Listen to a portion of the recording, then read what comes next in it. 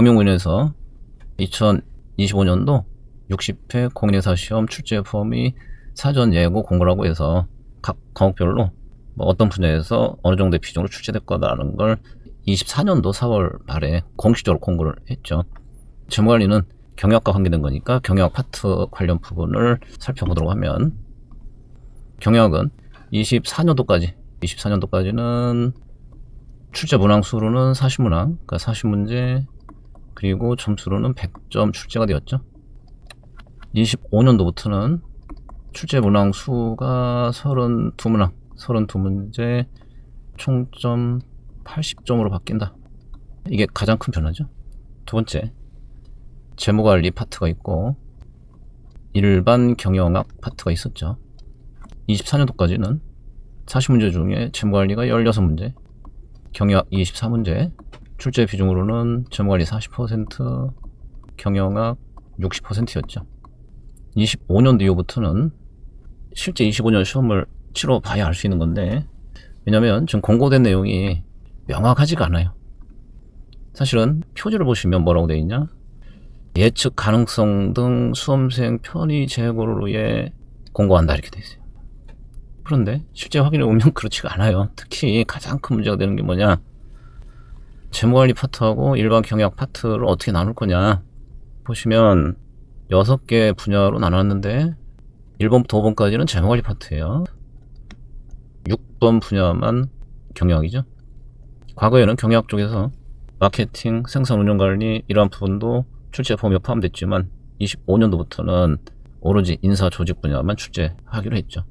그리고 문제가 출제 비중을 15%에서 25%로 하겠다라고 되어 있는데, 32문제 기준 15%면 몇 문제가 될까요? 4.8문제예요. 25%면 8문제야. 이게 수험생 편의가 제고가 되나요? 몇 문제 된다는 얘기인가요? 최소 5문제가 나올 수도 있고 최대 8문제가 나올 수도 있다는 얘기죠. 혼란만 더 가중되는 거 아닌가요? 제 생각은 그래요. 아무튼 그래서 얘를 기준으로 순수하게 해석을 하면 25년도부터는 경영학은 5문제에서 8문제 사이에서 최대 8문제죠. 최대 8문제까지. 그렇다면 거꾸로 재무관리는 최소 24문제 이상 이렇게 되겠죠. 24문제에서 약 27문제, 일반 경영학은 최소 5문제에서 최대 8문제라고 해석을 해야 되는데, 다시 얘기하지만 이거는 내년 일단 시험을 봐야 알 수 있을 것 같아요. 다만 과거의 관례로 볼 때 재무관리 16문제, 경영학 24문제 이렇게 출제된 건 거의 15년 이상 바뀌지 않았어요. 이거는 픽스가 됐단 말이에요. 따라서 25년 이후에도 한번 출제되고 나면 그러한 출제 비중에 맞게 픽스가 될 거라고 예상은 되는데, 단지 현재 시점에서 25년도 첫 시험이 어떻게 나올지는 알 수가 없다라는 거죠.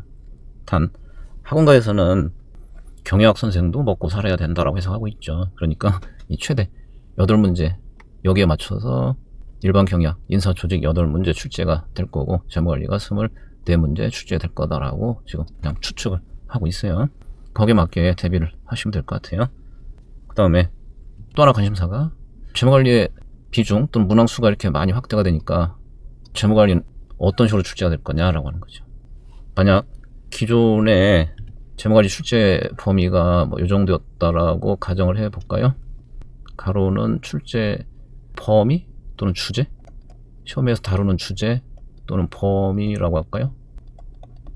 세로는 내용의 깊이 내지는 난이도라고 생각을 해볼까요?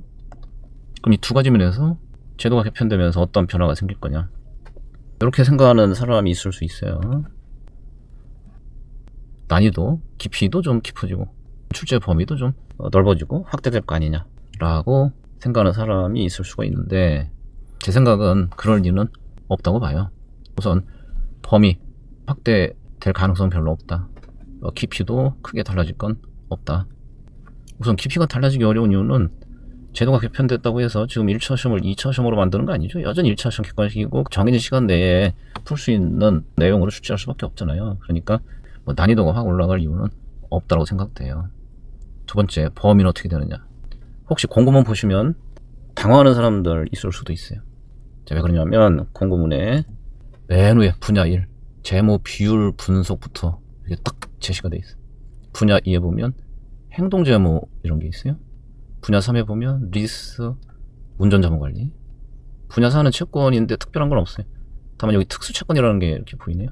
특수채권은 옵션 응용 파트에서 공부하는 옵션부 사채들, 신유수권부 사채, 전환사채 등등을 의미한다고 보시면 되고, 분야 5에 보시면 위험 측정과 관리 이런 게 있는데, 위험 측정 관리는 밸리스크, 바를 염두하시면 될 것 같아요. 그러면 공고된 내용을 기준으로 볼 때 이러한 주제들이 새로 추가된 거냐? 그건 아니에요. 재무비율 분석 원래 있었어요. 그리고 최근에 시험에 나온 적 없지만 과거에는 몇 년에 한 번씩 시험에 나오기도 했단 말이에요. 행동재무 원래 있어요. 얘도 한 번 시험에 나온 적이 있죠. 리스도 예전에 2번 시험에 나온 적이 있죠. 운전자본관리는 따로 시험에 나온 적은 없는 것 같고, 그래서 이런 주제들이 제도가 개편되면서 새로 추가된 주제가 아니에요. 원래부터 있던 주제란 말이에요. 그렇기 때문에 사실상은 시험 제도가 개편된다고 해도 출제되는 주제별 범위가 확대되는 건 아니다. 예전과 달라질 건 없다라고 보시면 돼요. 그런 측면에서 과거에 집중적으로 출제되던 주제들, 그런 주제 위주로 출제 문항수 증가에 비례해서 각각 출제되는 문항수가 늘어날 거라고 생각하고 대비하시면 될 것 같아요. 출제 문항수로 치면 1.5배 늘어나잖아요. 그럼 예컨대 CFM에서 과거에 평균 2문제 나왔다 그러면 앞으로는 3문제 나올 수 있다라고 생각하시면 된다는 얘기죠. 조금만 더 구체적으로 살펴보면 2014년부터 24년도까지 11개년 동안 출제되었던 기출문제예요. 제 머리에서는 1차든 2차든 집중적으로 출제되는 주제가 딱 5개. 걔를 먼저 볼게요. 첫 번째, 1편의 4번째, 확성화의 자본예산. 2편의 3번째, CAPM. 3편의 채권. 4편, 자본구조 이론. 5편의 옵션이야. 이 5개 주제는 출제 안 된 연도가 한 번도 없어요. 그리고 얘들이 평균적으로 최소한 2문제 이상, 2문제, 3문제 정도 출제가 되더라. 그렇다면 2문제라고 쳐도 10문제. 그리고 간혹 3문제 나오는 주제, 특히 CAPM과 채권 쪽은 3문제 나오는 경우도 흔히 있었단 말이에요. 그러면 12개 이 정도 출제가 된다는 얘기죠. 그 다음에 요 중에 CAPM은 반드시 포트폴리오 이론, 얘와 연계해서 공부해야 이해할 수 있는 거죠. 자본주의 이론, 얘는 레버리죠. 자본 비용과 반드시 연계해서 이해하셔야 돼. 그래서 요 2개는 각각 묶어서 공부하셔야 돼요. 포트폴리오 이론, CAPM, 자본 비용, 자본구조 이론 묶어서 이해하셔야 돼요. 그러면 거의 걔들을 포함한다면 12문제가 기본으로 출제된다고 보시면 되고, 그 다음에 매년 출제되진 않았지만 최소한 2년에 한 번 또는 3년에 2번 정도는 기본으로 출제되고 있던 주제가 있어요. 첫 번째가 1편의 화폐 시장가치, 두 번째 3편의 주식평가, 4편의 불확성 자본예산, M&A, 배당. 거의 한 문제 나온다고 봐야 되죠. 근데 5편에서는 옵션 뺀 나머지 얘들 그냥 묶어서 한 문제 정도. 그럼 요게 몇 개인가요? 6개네요.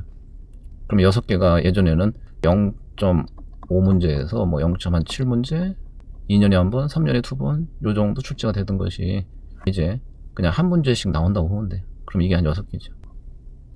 그러면 얘들은 1.5배 더 출제가 되어서 15문제에서 18문제 정도 출제가 될 것이고, 이쪽에서는 6문제 정도 출제가 될 거다. 그러면 이게 최소 21문제에서 24문제 전부 다 출제될 수도 있다고 보시면 되죠. 따라서 다시 얘기하지만 제도가 개편했다고 해서 여러분들이 공부해야 되는 방향이 달라질 건 없어요. 원래 중요했던 주제에서 출제 문항수 늘어나는 만큼 비례해서 문제가 더 많이 출제될 거다라고 생각하고 대비를 하시면 될 것 같아요.